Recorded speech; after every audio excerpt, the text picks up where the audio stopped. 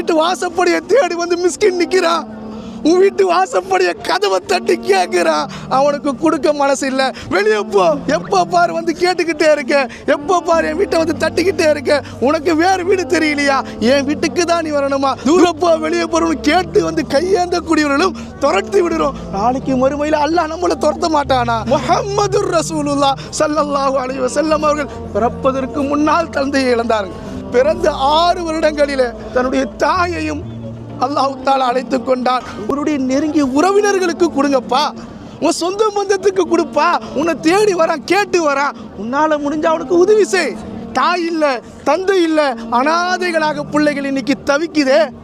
எவ்வளவு பேர் தவிக்கிறாங்க. உன்னுடைய காசும் பணமும் இந்த உலகத்துக்கு வேண்டாம். உனக்கு பதவியை கொடுக்கலாம், அந்தஸ்தை கொடுக்கலாம், அதிகாரத்தை கொடுக்கலாம், உலகத்தினுடைய உச்சக்கட்ச எல்லா நாடுகளுக்கும் நீ பயணம் செய்யலாம். ஆனால் உன்னுடைய காசும் பணமும் நாளை மறுமையில் அல்லாஹ்விடத்தில் உதவாது. நம்மளுடைய காசையும் பணத்தையும் அல்லாஹ்வுக்காக செலவு செய்யுங்க.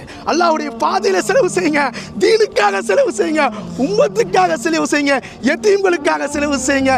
இல்லாதப்பட்ட மக்கள் கேட்டு வந்தா இல்லைன்னு சொல்லாம கொடுங்க.